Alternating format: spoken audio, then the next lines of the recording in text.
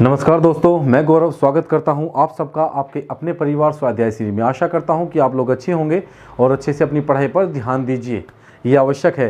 तो आइए शुरू करते हैं। हमारे हिंदी के इम्पोर्टेंट क्वेश्चन, इम्पोर्टेंट सीरीज़ हम लेके आए हैं और आज आपके 30 क्वेश्चन होंगे।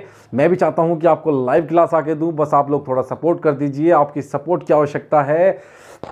सब्सक्राइबर बढ़ने चाहिए, ज़्यादा से ज़्यादा शेयर करिए। आप कैसे करेंगे, कैसे करना है आपको, ये आप जानते हो। अब आप सब्सक्राइबर बढ़ाइए, ज़्यादा से ज़्यादा लोगों तक शेयर करिए, ये आपकी जिम्मेदारी है।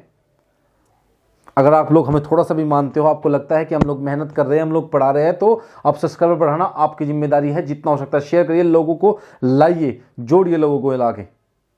ठीक है, तो चलिए शुरू करते हैं। आज का पहला क्वेश्चन है, उसका लड़का लंबा है में विशेषण का चयन कीजिए। उसका लड़का लंबा है, इसमें विशेषण का चयन कीजिए। पहले हम विशेषण को देख लेते हैं। विशेष टाइम की थोड़ी सी कमी रहती है, नहीं तो बहुत अच्छे से समझा सकता मैं, लेकिन फिर भी कोशिश करूंगा। विशेषण के कितने प्रकार होते हैं, हम एक बार विशेषण को देख लेते हैं कि विशेषण के कितने प्रकार होते हैं। विशेषण के 4 प्रकार होते हैं। नंबर 1 की अगर हम बात करते हैं, नंबर 1 पर होगा आपका गुणवाचक। क्या? गुणवाचक। गुणवाचक। नंबर 2 पर आपका हो गया संख्यावाचक, परिणामवाचक, संख्यावाचक। मैंने आपको कहा था कि संख्यावाचक, मैंने आपको कहा था कि हम इसका सलूशन कर देंगे, तो हमने कलर वाला सिस्टम कर दिया है ताकि आप लोगों को पीडीएफ में प्रॉब्लम ना हो देखने में। नंबर 2 पर संख्यावाचक, नंबर 3 पर होगा आपका परिणामवाचक। क्या? परिणामवाचक। अभी हमारे पास एडिटर नहीं है कि एडिटर है और साथ में बैठा है।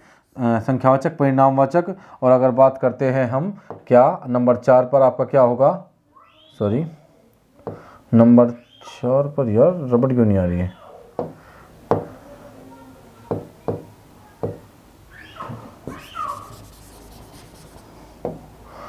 नंबर 4 पर आपका क्या होगा? नंबर 4 पर आपका होगा, नंबर 4 पर आपका होगा परिणामवाचक हो गया। नंबर 4 पर होगा सार्वनामिक विशेषण। सार्वनामिक विशेषण, सार्वनामिक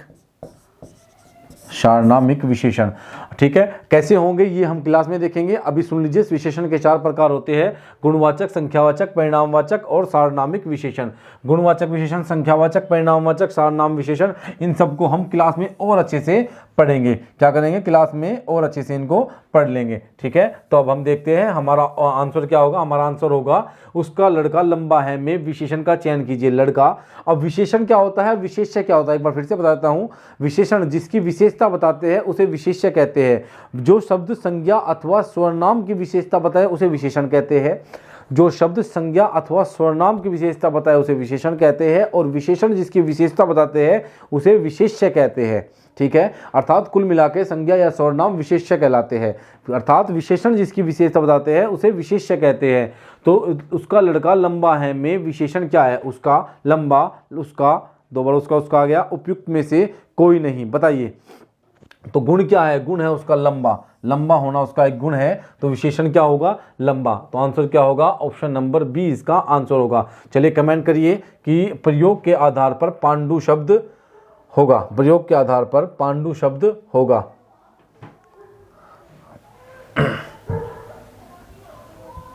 प्रयोग के आधार पर पांडु शब्द कैसा होगा? केवल विशेषण, केवल विशेष्य, विशेषण और विशेष्य दोनों, उपयुक्त में से कोई नहीं। ऑप्शन नंबर क्या होगा आपका? आंसर करिए, ए, बी, सी या डी। तो ऑप्शन नंबर सी इसका राइट आंसर होगा। पांडु, जो पांडु शब्द है वो विशेषण भी हो सकता है और विशेष्य भी हो सकता है। अर्थात गुण भी हो सकता है, गुण भी बताया जा सकता है, अर्थात विशेषण भी हो सकता है और विशेष्य भी हो सकता है। पांडु शब्द दोनों में से कोई भी हो सकता है प्रयोग के आधार पर। चतुर विद्यार्थी से प्रश्न पूछो, वाक्य में विशेषण क्या है? चतुर विद्यार्थी से प्रश्न पूछो, इस वाक्य में विशेषण क्या है? बताइए, इस वाक्य में विशेषण क्या है? विद्यार्थी, पर्सन, चतुर या फिर पूछो, इसमें से कौन सा विशेषण है? भाई विद्यार्थी है, चतुर, पर्सन है, चतुर है या पूछो है। तो मैंने कहा था कि गुणवाचक विशेषण, तो चतुर होना कैसा है? चतुर होना विद्यार्थी का गुणवाचक विशेषण होगा। भाई विद्यार्थी, इस चतुर विद्यार्थी से प्रश्न पूछो, विद्यार्थी का गुण कैसा है कि वो चतुर है, तो ये क्या हुआ? चतुर क्या है? गुणवाचक विशेषण का एक उदाहरण है। क्या है? गुणवाचक, गुणवाचक विशेषण का एक उदाहरण है। क्या है, गुणवाचक विशेषण। देखिए थोड़ा सा प्रॉब्लम ये होती है कि हमारे पास एडिटर नहीं है, एडिटर महोदय हमारे पास नहीं है। अगर एडिटर महोदय होगे तो बहुत सारी चीज़ें सोल्यूशन हो जाएगा, और ये सब कुछ लाना आप लोगों के हाथ में है। हमने अपनी तरफ से पूरा जितना भी हम कर सकते हैं हमने कर दिया, अब आपके हाथ में सब कुछ अच्छा करना है। और वैसे भी किसी ने खूब कहा है कि देश का भविष्य अगर देखना है तो उनके स्कूलों में जाकर देखो, उनके उस देश के स्कूल में जाकर देखो अगर उनका भविष्य देखना है। ठीक है, तो देखिए दुष्चरित्र व्यक्ति से संबंध नहीं रखना चाहिए। इस वाक्य में उपयुक्त दुष्चरित्र शब्द व्याकरण की दृष्टि से किस संवर्ग में है? संज्ञा है, सर्वनाम है, विशेषण है या क्रिया है? मैंने बताया था कि आपका गुणवाचक विशेषण भी एक होता है। गुणवाचक विशेषण, संख्यावाचक, परिणामवाचक और सर्वनामिक विशेषण। तो जो दुष्चरित्र व्यक्ति से संबंध, अर्थात व्यक्ति की विशेषता क्या है कि वह दुष्चरित्र है, अर्थात उसका गुण क्या है या अवगुण क्या है उसका कि वह दुष्चरित्र है, तो आंसर होगा option number C. Option number C इसका राइट आंसर होगा। लाखों लोगों ने इसे महसूस किया, वाक्य में विशेषण कौन सा है? बताइए भाई, लाखों लोगों ने इसे महसूस किया, इस वाक्य में विशेषण को छाटिए। विशेषण क्या होगा भाई? लाखों लोगों ने महसूस, क्या महसूस विशेषण होगा? क्या लोगों, लाखों या इसे, इनमें से कौन सा विशेषण होगा? तो विशेषण आपको पता है, विशेषण के 4 प्रकार होते हैं। कौन कौन से? एक तो गुणवाचक, संख्यावाचक, परिणामवाचक और सर्वनामिक विशेषण। तो लाखों क्या है? संख्यावाचक विशेषण। लोगों की विशेषता है कि वे लाखों है। कितने हैं? कि वे लाखों है। हम अभी टाइम से भी पीछे चल रहे हैं, 5 और 6 क्वेश्चन पे आते हैं। ज़्यादा टाइम नहीं होने के कारण थोड़ा सा प्रॉब्लम होती है। विशेष्य वह होते हैं, विशेष्य वह होते हैं। अब मैंने आपको थोड़ी देर पहले विशेषण और विशेष्य के बारे में बहुत अच्छे से बताया है। अब आप लोगों को बताना है कि विशेष्य किसे कहते हैं। मैंने आपको बताया था कि जो शब्द संज्ञा अथवा सर्वनाम की विशेषता बताते हैं उसे विशेषण कहते हैं, और जो विशेषण जिसकी विशेषता बताते हैं उसे विशेष्य कहते हैं। तो विशेष्य वह होता है, विशेष्य क्या होता है? ऑप्शन नंबर ए, जिस शब्द की विशेषता बताई जाती है विशेष्य होता है। जिस शब्द के द्वारा विशेषता बताई जाती है विशेष्य होता है। जिस हेतु विशेषता बताई जाती है विशेष्य होता है। इनमें से कोई नहीं। तो ऑप्शन नंबर ए इसका राइट आंसर होगा। क्या? ऑप्शन नंबर ए, जिस शब्द की विशेषता बताई जाती है उसे क्या कहते हैं? उसे विशेष्य कहते हैं। तो ऑप्शन नंबर 6 का, क्वेश्चन नंबर 6 का आंसर ऑप्शन नंबर ए होगा। ठीक है, ऑप्शन नंबर ए इसका राइट आंसर होगा। मोहन एक अच्छा विद्यार्थी है में विशेष्य क्या है? बताइए। विशेषण जिसकी विशेषता बताए उसे विशेष्य कहते हैं, और जो शब्द संज्ञा अथवा सर्वनाम की विशेषता बताते हैं उसे विशेषण कहते हैं। देखिए भाई, मोहन एक अच्छा विद्यार्थी है।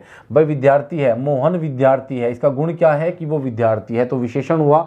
और अच्छा है तो परिविशेषण हुआ। ठीक है, लेकिन मोहन क्या है? मोहन की विशेषता है ये मोहन की विशेषता है, तो मोहन क्या हुआ? इसमें विशेष्य हुआ। मोहन इसमें क्या हुआ? मोहन इसमें विशेष्य होगा। क्या होगा? मोहन इसमें विशेष्य होगा। तो ऑप्शन नंबर ए इसका राइट आंसर हो जाएगा। क्वेश्चन नंबर 8 की तरफ चलते हैं। क्वेश्चन नंबर 8 क्या कहता है? क्वेश्चन नंबर 8 कहता है, निम्न में से महाप्राण वर्ण कौन सा है? बताइए, महाप्राण कौन सा है? मैंने बताया था जिन वर्णों के उच्चारण में अल्पप्राण और महाप्राण दो तरह के वर्ण होते हैं। वे वर्ण जिनका उच्चारण करते समय हमारी वायु अधिक निकलती है मुख से, और जिनके उच्चारण करने से हमारी प्राणवायु कम निकलती है। कह सकते हैं जिन वर्णों के उच्चारण से हमारे स्वर तंत्रियों में अधिक दबाव होता है, और एक होता है जिनके उच्चारण से हमारे स्वर तंत्रियों में दबाव नहीं होता। तो अल्पप्राण और महाप्राण।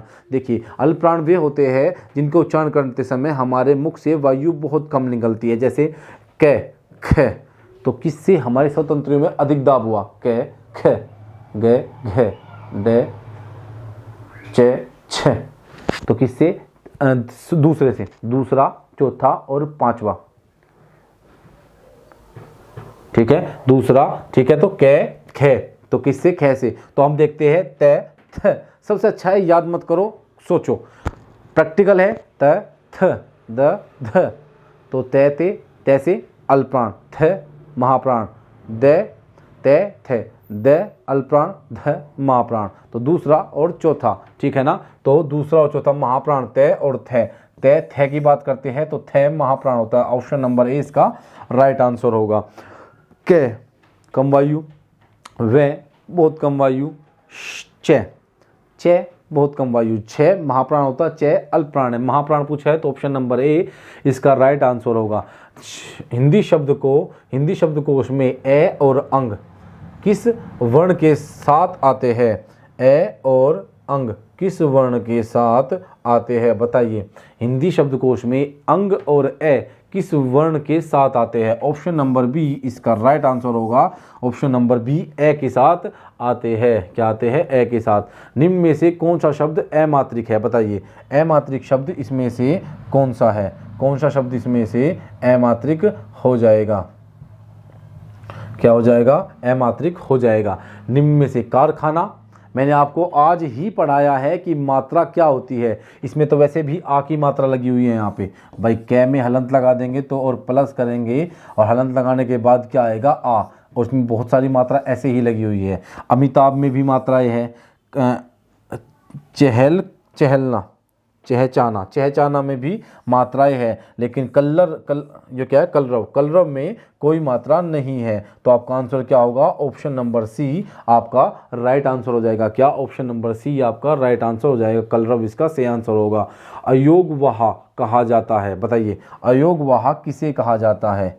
अयोगवाह किसे कहा जाता है? ऑप्शन नंबर ए विसर्ग को, महाप्राण को, संयुक्त व्यंजन को या अल्प प्राण को। तो किसे कहा जाता है? आंसर दीजिए ए, बी, सी या डी, बताइए क्या होगा? तो ऑप्शन नंबर ए विसर्ग को क्या कहा जाता है? अयोगवाह कहा जाता है। ट वर्ग में किस प्रकार के व्यंजन हैं बताइए। ट वर्ग में किस प्रकार के व्यंजन हैं? ट वर्ग में किस प्रकार के व्यंजन हैं? ट वर्ग में क्या? ट वर्ग में मैंने आपको अभी नहीं बताया है, लेकिन जिन बच्चों ने पढ़ लिया है, मैंने इससे पहले भी क्लास ली हुई है, उन्हें पता होगा कि कै कंठ है, ख वो कै वर्ग कंठ है, कै तय वर्ग वो च वर्ग तालव्य कहते हैं, मैं ट वर्ग मूर्धन्य होता है। कौन सा? वैसे भी ये होता है कै वर्ग, च वर्ग, ट वर्ग, तय वर्ग और पै वर्ग। ये होता है कंठ, ये होता है तालव्य, ये होता है मूर्धन्य, ये होता है दंत्य और ये होता है ओष्ठ्य। क्या होता है? ओष्ठ्य। तो ये कंठ, ये तालव्य, मूर्धन्य, दंत्य और ओष्ठ्य होता है। तो ट वर्ग होता है आपका क्या? मूर्धन्य। क्या होता है? मूर्धन्य। तो आपका आंसर क्या हो जाएगा? ऑप्शन नंबर सी इसका राइट आंसर हो जाएगा। प्रयत्न के आधार पर लय किस प्रकार की ध्वनि है बताइए। प्रयत्न के आधार पर लय किस प्रकार की ध्वनि है? किस प्रकार की ध्वनि है? पार्श्विक, उत्क्षिप्त, परकंपित या संघर्षशील। आपको क्या बताया था? उत्क्षिप्त आपको डे और ढे बताया था, मैंने आज ही बताया है। डे और ढे कैसी है? डे और ढे आपकी उत्क्षिप्त है। परकंपित होता है रे और आपका संघर्षशील होते हैं श और है, ठीक है ना। लेकिन अगर बात करते हैं पार्श्विक व्यंजन होता है ले। तो ऑप्शन नंबर ए इसका राइट आंसर हो जाएगा। Option number A. इससे ज़्यादा मैं कोशिश करता हूं बताने की, लेकिन समय की बाउंडिंग होती है मेरे सामने और समय बहुत कम होने के कारण थोड़ी दिक्कत होती है। निम्नलिखित में से कौन सा शब्द दोनों वचनों में समान प्रयोग होता है बताइए। एक वचन और बहुवचन में इनमें से कौन सा समान रूप से प्रयोग होता है? एक वचन और बहुवचन में इनमें से कौन सा समान रूप से प्रयोग होता है? क्या कथा, सरसों, लता या कुट्टी? बताइए कौन सा होगा? कथा का कथाए, लता का लताए, ठीक है ना। कुट्टी का ऐसे कुछ कुट्टी का होगा। लेकिन अगर बात करते हैं हम सरसों की, तो सरसों का एक वचन या बहुवचन समान रहता है। यह हमेशा समान वचन में प्रयोग होता है, वचन में समान प्रयोग होता है, ठीक है ना। समान वचन में प्रयोग होता है। कुटी का, ये कुटी है, कुटी का हो जाएगा कुटिया। क्या हो जाएगा? कुटिया। भाई कथा का कथाए हो जाएगा, लता का लताए हो जाएगा और कुटी का कुटिया हो जाएगा। क्या? कुटी का कुटिया हो जाएगा। थोड़ा इस साइड था तो देखने में थोड़ी सी दिक्कत होती है। इधर से मुझे सामने आना होता है, सामने आती मैं कैमरे का आ जाता हूँ, तो इसलिए थोड़ा सा दिक्कत हो जाती है, इसलिए कोई नीचे का वर्ड कम दिखाई देता है। तो कुटी का क्या हो जाएगा? कुटिया हो जाएगा। क्या हो जाएगा? कुटी का हो जाएगा कुटिया। लता का लताए और कथा का कथाए। लेकिन सरसों का क्या करोगे? सरसों का सरस करोगे क्या, या सरसों का सरसोआए करोगे? तो ऑप्शन नंबर बी इसका राइट आंसर हो जाएगा। Option number B. यहाँ पूछना चाह रहा है कि एक वचन और बहुवचन में इनमें से कौन सा समान रहता है? हमेशा एक साथ रहता है, एक जैसा रहता है, चाहे इसे एक वचन में प्रयोग कर लो या बहुवचन में। तो सरसों दोनों में एक वचन, दोनों में एक ही तरह से प्रयोग होता है, ठीक है ना। इसका रूप परिवर्तित नहीं होता। वचन की दृष्टि से कौन सा सही जोड़ा है, बताइए। वचन की दृष्टि से इनमें से कौन सा सही जोड़ा है।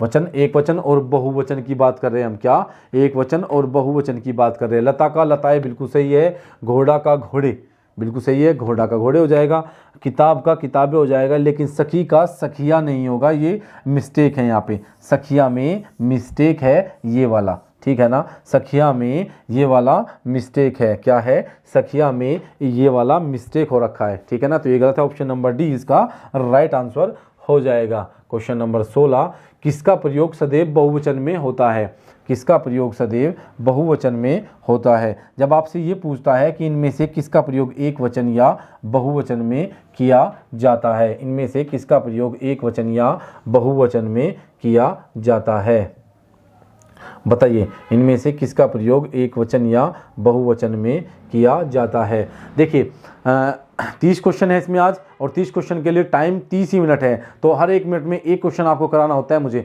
और दूसरा समझाना भी होता है, तो इसलिए थोड़ा सा दिक्कत हो जाती है, इसलिए मैं ज़्यादा नहीं बता पाता। तो अब थोड़ा सा आप सपोर्ट कर दीजिए, आपकी सपोर्ट होगी अगर आप सब्सक्राइबर बढ़ाते हैं, आप अपने परिवार को बड़ा कर देते हैं, आप अगर हर जगह शेयर करते हो तो सब्सक्राइबर बढ़ जाएंगे, और जैसे ही सब्सक्राइबर बढ़ेंगे ऐसे ही देखने वालों की संख्या बढ़ जाएगी, और इतनी सपोर्ट होते ही हम आपके लिए टीचर भी ला देंगे, और सब कुछ आपको यहीं पे यूट्यूब पे ही फ्री देंगे, ठीक है ना। तो किसका प्रयोग सदैव एक बहुवचन में होता है। अब देखिए भाई, नारी, क्या जब भी आपसे पूछे कि इनमें से किसका प्रयोग एक वचन या बहुवचन में होता है, इसने कहा बहुवचन में होता है।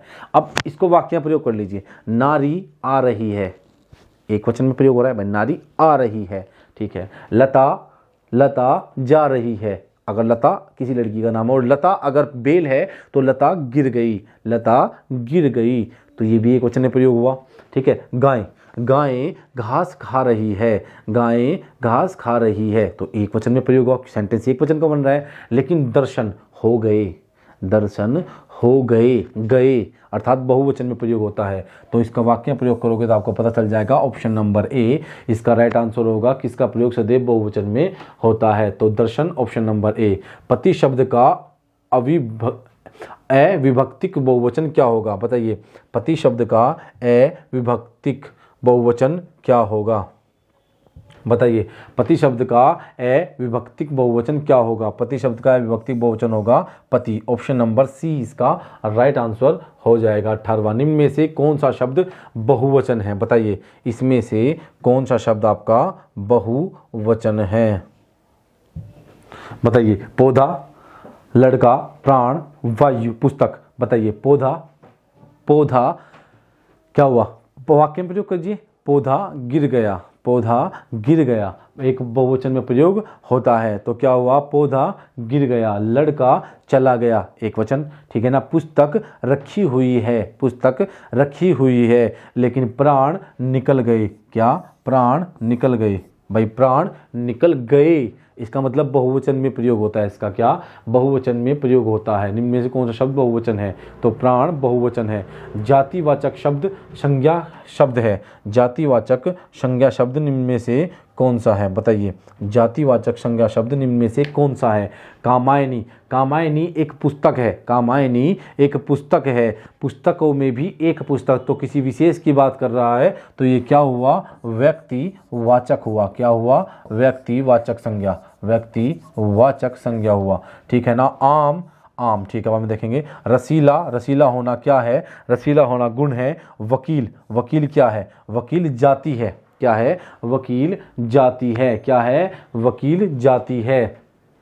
19 का आंसर क्या हो जाएगा, डी। वकील क्या है, वकील आपकी जाति है। वैसे आम भी जाति ही हो जाना चाहिए, क्योंकि आम किसी विशेष आम का नाम नहीं लिया गया, तो इस क्वेश्चन को हम गलत कर देते हैं। कारण इसके पीछे मैं कल देख के बताऊंगा, क्योंकि आम जो है, अगर हम बात करते हैं अल्फांसो आम की, तो अल्फांसो एक आम की प्रजाति है, क्या है, एक आम की प्रजाति है। अगर बात करता हूँ सफेदा, चौसा, लंगड़ा, सफेदा, चौसा, लंगड़ा, ये सब क्या है, आम की एक वैरायटी है, किसी विशेष आम का नाम लिया जा रहा है। लेकिन अगर मैं बात करता हूँ आम, तो ये भी जाति का बोध कराता है हमें, क्या, ये भी हमें जाति का बोध करा रहा है। और किसी वकील की बात कर रहे हैं, तो वकील भी हमें जाति का ही बोध करा रहा है, क्या कर रहा है, जाति का ही बोध करा रहा है। वकील भी हमें जाति का, आम भी। अगर मैं कहता हूँ लंगड़ा, चौसा है, रटोल, सफ़ेदा, ये सब क्या है, ये आम की वैरायटी है, किसी एक विशेष आम का मैंने जिक्र कर दिया है। लेकिन आम जाति का और वकील भी, तो इसमें ऑप्शन में कुछ गड़बड़ दी हुई है,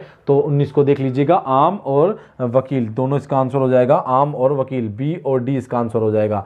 मीठे का भाववाचक संज्ञा बताइए। मीठा क्या है, मीठा एक गुण है भाई, मीठा होना किसी भी वस्तु का एक गुण है, उसके अंदर वो क्या है, मीठा है, मीठा एक गुण है। लेकिन मिठास क्या होगा, मिठास आपका एक भाववाचक संज्ञा होगा, क्योंकि मिठास मन में होती है, मिठास को हम छू नहीं सकते। यह मीठा है, हमने उठाया हाथ में, देखा मीठा है भाई, छोड़ा हाथ से, लेकिन इसकी मिठास को नहीं छू सकते। कहते हैं ना कि आम से उसकी मिठास को अलग नहीं किया जा सकता। तो मिठास क्या है, मिठास भाववाचक संज्ञा है, मिठास क्या है, भाववाचक संज्ञा है, ठीक है ना। निम्न में से संज्ञा शब्द बताइए कौन सा है, निम्न में से एक संज्ञा शब्द बताइए कौन सा है, संज्ञा शब्द कौन सा है।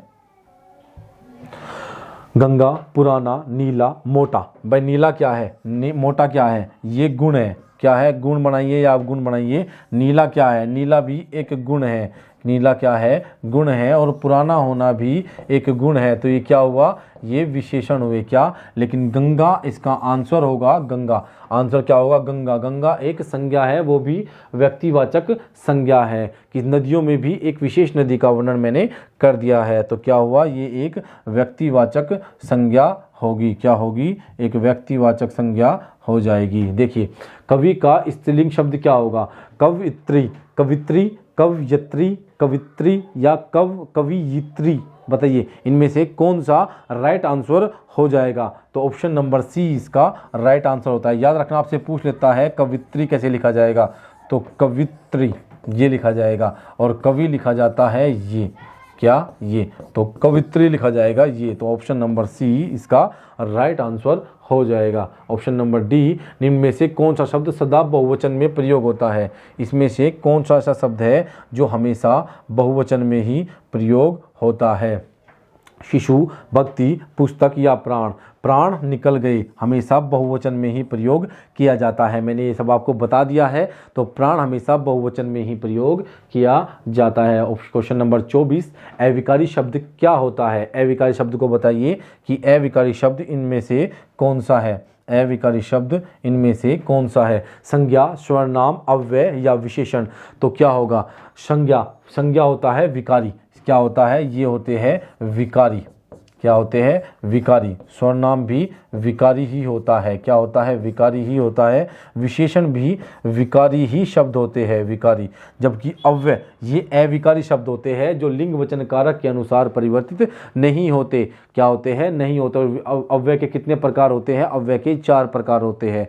कितने, 4 प्रकार होते हैं। उपसर्ग का प्रयोग होता है। दोस्तों थोड़ा टाइम की शॉर्टेज होती है, इसलिए थोड़ा सा जल्दी कराना होता है, नहीं तो मैं भी थोड़ा आराम से करा दूंगा। और वैसे भी मैं साथ साथ कोशिश कर रहा हूं कि आपको अच्छे से और ज़्यादा समझाने की कोशिश मैं करता हूं, ताकि आपको और अच्छे से समझा सकूं। बाहर मुझे माइक देखना पड़ता है कि माइक कहीं ऑफ तो नहीं हो रहा है। एक दिन ऑफ में मैंने क्लास बना दी थी।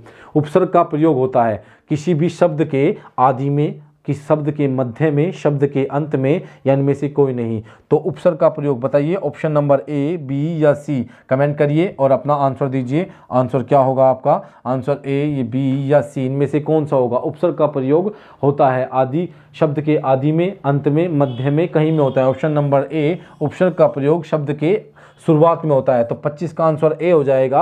अगर प्रत्यय की बात करते हो तो शब्द के अंत में प्रत्यय का प्रयोग किया जाता है। शब्द के अंत में किसका प्रयोग होता है, प्रत्यय शब्द के अंत में जुड़ते हैं। मिठास में किस प्रत्यय का प्रयोग हुआ है, बताइए।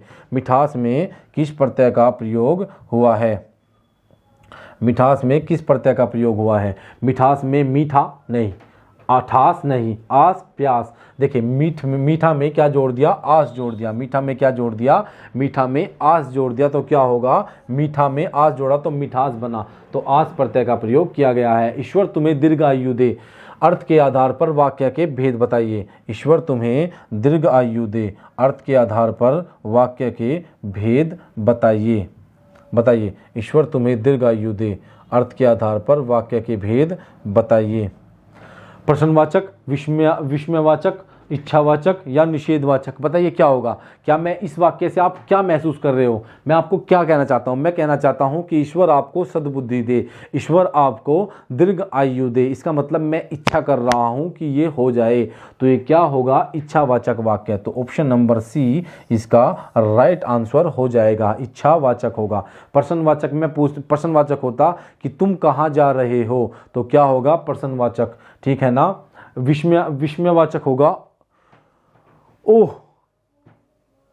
वह कौन था, आश्चर्य की बात एकदम से, वह आ गया, वह आ गया, एकदम आश्चर्य हुआ मुझे। विस्मयादिबोधक शब्दों का प्रयोग किया जाता है। विस्मयादिबोधक का चिन्ह यह होता है, क्या होता है? यह विस्मयादिबोधक का चिन्ह भी होता है। निषेधवाचक नहीं, तुम नहीं जाओगे, तुम खाना नहीं खाओगे, तुम स्कूल नहीं जाओगे, तुम पढ़ाई नहीं करते, जिनमें नहीं का प्रयोग होता है उन्हें निषेधवाचक वाक्य कहते हैं। योग रूढ़ शब्द कौन से होते हैं? रचना के आधार पर शब्द के 3 प्रकार होते हैं। भाई रचना के आधार पर शब्द के 3 प्रकार होते हैं। कौन कौन से? रचना के आधार पर शब्द के 3 प्रकार होते हैं। कौन कौन से होते हैं? नंबर 1 पर है रूढ़ शब्द।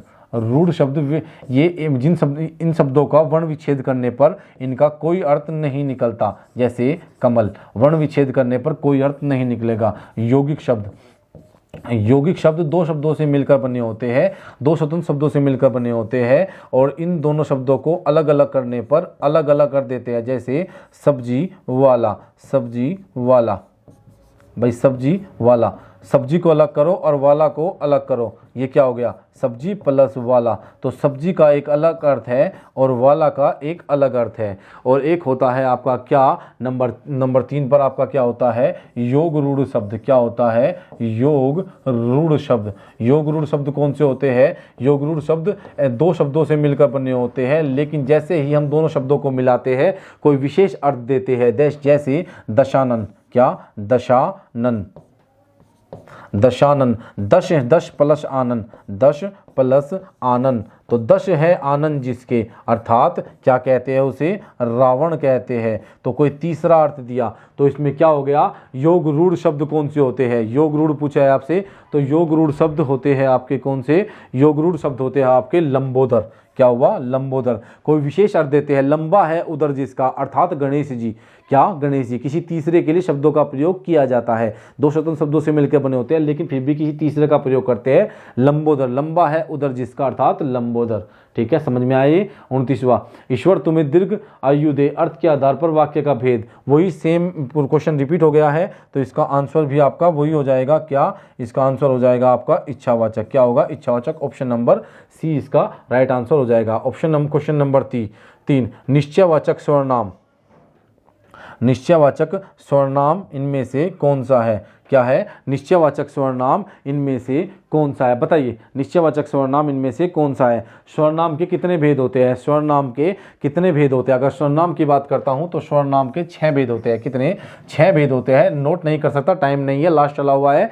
सर्वनाम के कितने भेद होते हैं? 6 भेद होते हैं। कौन कौन से? पुरुषवाचक, निश्चयवाचक, अनिश्चयवाचक, संबंधवाचक, निजवाचक और प्रश्नवाचक, ये 6 भेद होते हैं। तो निश्चयवाचक पूछा तो यह और वह निश्चयवाचक होता है। कौन और क्या प्रश्नवाचक होता है? कौन और क्या प्रश्नवाचक होता है? और कुछ, क्या और कुछ, ये अनिश्चयवाचक सर्वनाम के भेद होते हैं। क्या? अनिश्चयवाचक। तो ये निश्चयवाचक सर्वनाम है। क्या ये है? तो आंसर क्या हो जाएगा? ऑप्शन नंबर डी इसका राइट आंसर हो जाएगा। तो आज के लिए इतने रखेंगे। 30 क्वेश्चन हमने कंप्लीट कर लिए हैं, तो आज के लिए हम इतने रखेंगे। अगर अच्छे लगे तो लाइक करें, शेयर करें और सब्सक्राइब करें। धन्यवाद दोस्तों। अभी हमारे पास 1 मिनट बची हुई है, तो मैं वापस आ गया हूँ। अब ये कहना है मुझे, 30 क्वेश्चन मैंने करा दिए हैं। मैंने कहा था 30 क्वेश्चन 30 मिनट लगती है, थोड़ा क्योंकि समझाना पड़ता है तो बहुत स्पीड से आपसे बात बोलना पड़ता है। अगर आपको लगता है कि हम लोग मेहनत कर रहे हैं, आपको पढ़ा रहे हैं, आपकी समझ में आ रहा है, तो लाइक करें, शेयर करें और सब्सक्राइब करें। और सब्सक्राइब की संख्या बढ़नी चाहिए। अब आप ये कैसे करोगे? हक से बोल रहा हूँ, और मैं जानता हूँ कि इतना हक आप लोगों पर है हमारा कि आप लोग हमारी यह बात तो मान ही लोगे कि ज़्यादा से ज़्यादा शेयर करें, सब्सक्राइब करें, ताकि आपकी परिवार की संख्या बढ़ सके। बेल आइकन को दबा लीजिए। आपके जैसे ही आपके सब्सक्राइब की संख्या बढ़ती है, आपके व्यूज़ बढ़ते हैं, आपके देखने वालों की संख्या बढ़ती है, आपके परिवार में लोग ज़्यादा से ज़्यादा जुड़ जाते हैं, आपका परिवार बड़ा हो जाता है। आप हमें सपोर्ट करोगे तो उसी सपोर्ट से हम सब कुछ कर पाएंगे आपके लिए। तो आप इतना ही रखेंगे। धन्यवाद दोस्तों।